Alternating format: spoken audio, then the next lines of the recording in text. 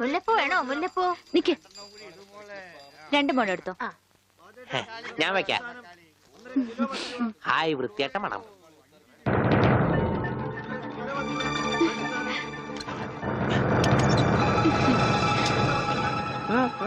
പൂതല്ലേ നടക്കടാ ഗോപേട്ടാ.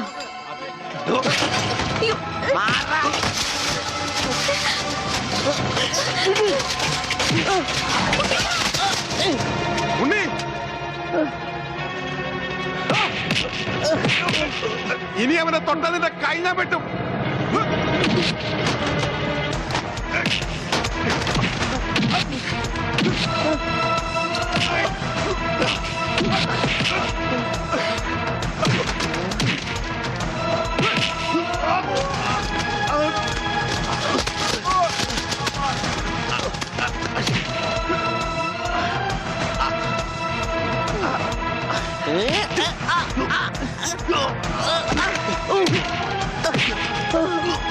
അടിയടാ, അടി കോംപ്രമൈസ് ഇല്ല. എനിക്കൊന്നും പറ്റില്ല.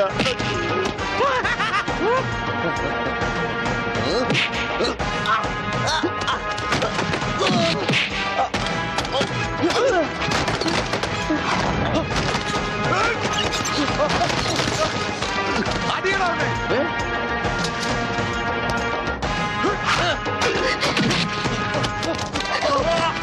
ഉണ്ണി, വേണ്ട.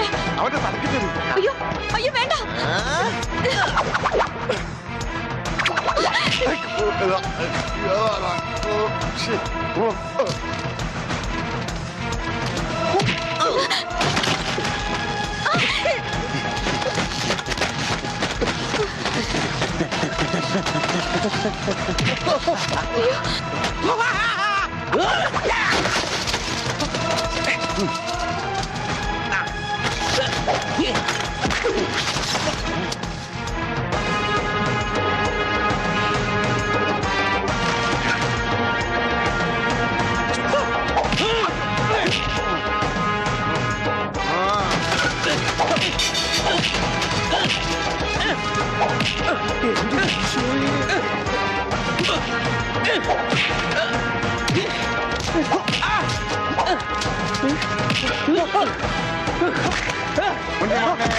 മോനെ, എവിടെയാ മോനെ?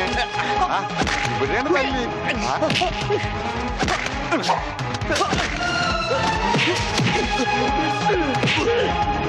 ഉണ്ണി, കുത്തി വളർത്തണ. ഉണ്ണി, ഉണ്ണി, ഈശ്വര.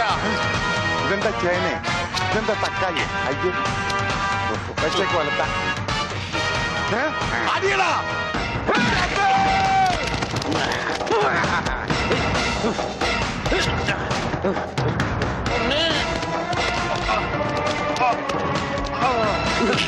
അയ്യോ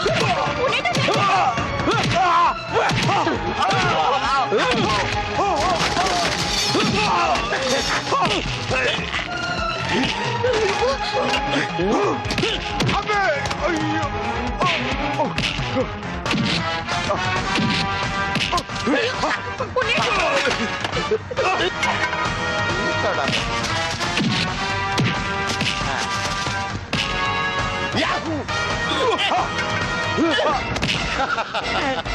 ബുദ്ധി വേണോടാ.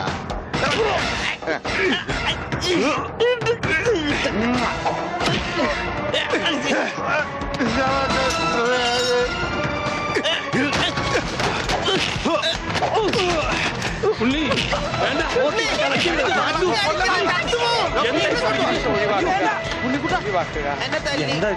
നിനക്കെങ്കിലും കുറച്ച് ബോധം ഔട്ടാവും ഞാൻ വിചാരിച്ചത്. ഇതാരാണെന്നറിയോ? എന്റെ ശിഷ്യനാ. മാഷല്ല അപ്പുറം. ഞാനിവന്റെ ആശാനായിരുന്നു രക്ഷപ്പെട്ട്, മറിച്ച് ഞാനിവന്റെ ശിഷ്യനായിരുന്നെങ്കിൽ നിന്റെ പ്രസന്റ് സാർ. കണക്ക് കണക്ക്.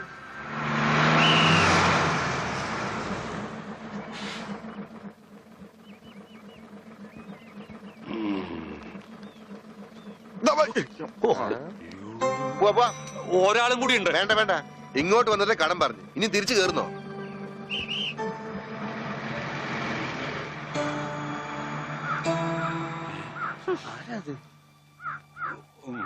നമ്മുടെ പണിക്കരല്ലേ അത്?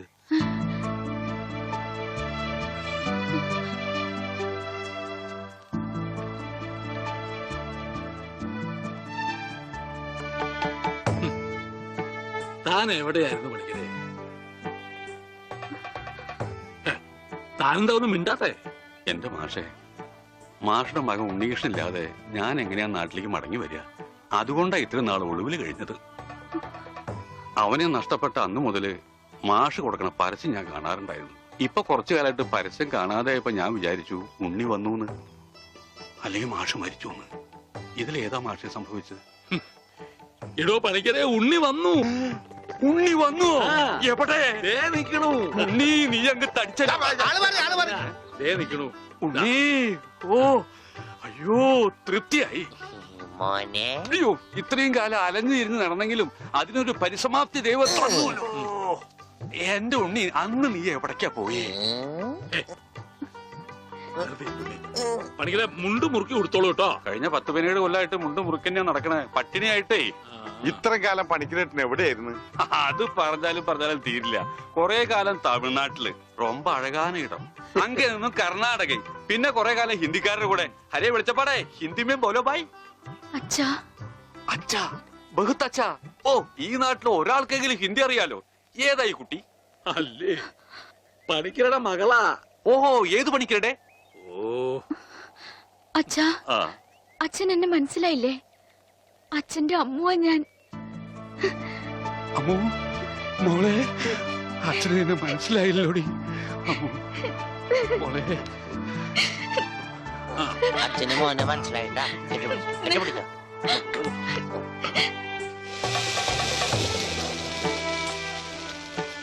മോനെ ഒന്ന് വേഗാവട്ടെ, അവർക്ക് അവിടെ വിശന്നിരിക്കാവും.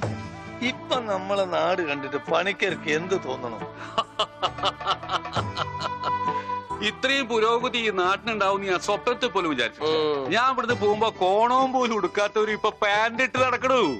ഇത്രയും പുരോഗതി ഇവിടെ ഉണ്ടാവാൻ കാരണം പണിക്കര് തന്നെയാ. ഇനി അതൊന്നും എന്നെ ഓർമ്മപ്പെടുത്തരുത് പത്രോസേ.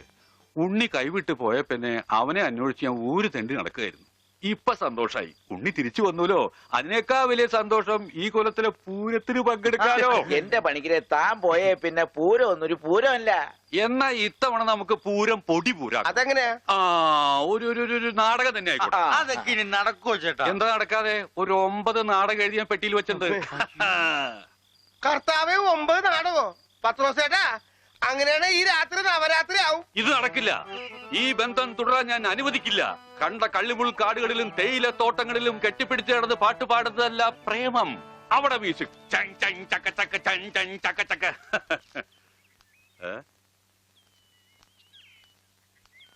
എന്താ ഇത്? ഗോപിക്കുട്ടൻ. അങ്ങനെ ഒരു സാധനം. അങ്ങനെ ഒരു സാധനം ഉണ്ട്. അതാണ് ഈ നിൽക്കുന്ന ഗോപിക്കുട്ടൻ. എനിക്ക് നിങ്ങൾ രണ്ടുപേരും മനസ്സിലായില്ല. എന്നെ മനസ്സിലാക്കിയിട്ട് വലിയ പ്രയോജനമൊന്നുമില്ല. ഞാനാ മാഷിന്റെ മരുമോനാ. പക്ഷേ ഈ ഗോപിക്കുട്ടനെ നല്ലോണം മനസ്സിലാക്കണം. ഇത് പണിക്കരേട്ടന്റെ സ്വന്തം അനന്തരവനാ. അതെ അമ്മാവ, അമ്മാവന്റെ ഗോപിക്കുട്ടനെ ഇപ്പൊ എന്തായി? എടാ ഗോപി, നഞ്ചു പോലിരുന്ന നീ അങ്ങ് യോഗ്യനായി പോയില്ലോടാ. ഈ യോഗ്യൻ ഇല്ലായിരുന്നെങ്കിലേ പണിക്കരേട്ടന്റെ ഭാര്യയും മകളും പട്ടിണി കിടന്ന് ചത്തേനെ. നിങ്ങളൊക്കെ ദൈവത്തെ പോലെ കുണ്ടറപ്പണ്ടല്ലോ ആ മാഷിനെ. കാര്യം ശരി, എന്റെ അമ്മായപ്പനാണെങ്കിലും പറയുമ്പൊക്കെ പറയണമല്ലോ. ആ മനുഷ്യൻ പണിക്കരേട്ടന്റെ കുടുംബത്തെ ഒന്ന് തിരിഞ്ഞു നോക്കുക പോലും ചെയ്തിട്ടില്ല. ഉണ്ണിയെ കുണ്ടെ കളഞ്ഞത് പണിക്കരേട്ടനാണെന്നും പറഞ്ഞ് അവരെയൊക്കെ ദ്രോഹിച്ചിട്ടേ ഉള്ളൂ. എന്നിട്ടിപ്പോ എന്താ ഒന്ന് കാണാനില്ല. ഇതങ്ങോട്ട് കുടിച്ചേ. എരുതിയിലേക്കുള്ള എണ്ണയാണെന്ന് കരുതിയാ മതി. അമ്മാവൻ വിഷമിക്കണ്ട, അവരൊരു ബുദ്ധിമുട്ടും ഞാൻ അറിയിച്ചിട്ടില്ല. ഇപ്പൊ കണക്ക് പറഞ്ഞ പണിക്കരേട്ടൻ ഗോപിക്കുട്ടന് കൊട്ടക്കണക്കിന് കാശ് കൊടുക്കേണ്ടി വരും. എന്തേ? അതൊന്നും തരാൻ അമ്മാവന് കഴിയില്ല എന്ന് എനിക്കറിയാം. അല്ല, ഞാനതൊന്നും തിരിച്ചു ചോദിച്ചിട്ടില്ല. ഓ, സീരിയലിൽ പോലും ഇത്രക്ക് നല്ലൊരു മനുഷ്യനെ ഞാൻ കണ്ടിട്ടില്ല. ഓ, എനിക്ക് ചന്തയിലൊരു കടയുണ്ട്, പിന്നെ വേറെ കച്ചവടമുണ്ട്. അത്യാവശ്യം കാശൊക്കെ ഞാൻ സമ്പാദിച്ചു വെച്ചിട്ടും ഉണ്ട്. എന്റെ മുറപ്പെണ്ണല്ലേ അമ്മു, അവൾക്കും അവളുടെ വീട്ടുകാർക്ക് വേണ്ടി അല്ലാതെ പിന്നെ ആർക്കു വേണ്ടി ഞാൻ ഈ സമ്പാദിക്കുന്നൊക്കെ?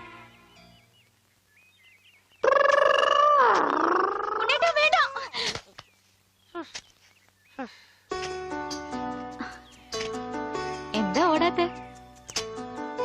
എന്നാലും ഇങ്ങനെ പിടിക്കുമ്പോ ഒരു സുഖമുണ്ട്. എന്നാലേ ഇനി ഓടാൻ തോന്നുമ്പോ എന്നോട് പറഞ്ഞാ മതി, ഞാൻ പിടിച്ച് നിർത്തിക്കോളാം. വാ. എനിക്ക് ഓടാൻ തോന്നുന്നുണ്ട്. ഓടും ഓടും ഓടും.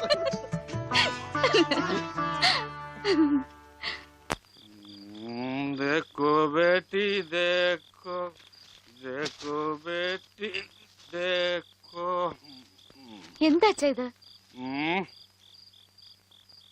നിന്റെ ഷാദി നടത്താനാ ഞാൻ വന്നത്.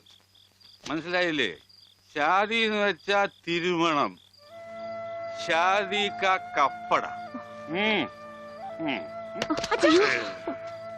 റിഹേഴ്സൽ കഴിഞ്ഞാ കല്യാണം, കല്യാണം കഴിഞ്ഞാ നാടകം, പിന്നെ റിഹേഴ്സൽ. നിങ്ങൾ എന്തൊക്കെയാ പറയണേ? നിങ്ങൾക്ക് എന്താ പറ്റിയേ?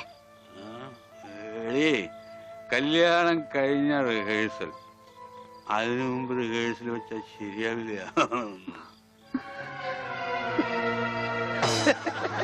എന്നെ ഗർഭരണിയാക്കിയിട്ട് നിങ്ങൾ സ്വന്തം ഭാര്യയുടെ കൂടെ ജീവിക്കാണല്ലേ? പറഞ്ഞു വരുമ്പോ എനിക്കാണല്ലേ കുറ്റം. പറഞ്ഞു വരുമ്പോ എനിക്കാണല്ലേ കുറ്റം. മാലു, തെളിവിനായി മീന്റെ വയറ്റിൽ കിടക്കണ എന്തെങ്കിലും. എന്റെ വയറ്റിലെ കുഞ്ഞിനെ പറ്റി പറയുമ്പോൾ മീന്റെ വയറ്റിലെ കുഞ്ഞിനെ കുറിച്ചാണ് പറയുന്നത്. അവിടെ ഇരിക്കേ. ഒരു പ്രസ്റ്റേജ് എനിക്ക് ഓടാൻ തോന്നുന്നുണ്ട്.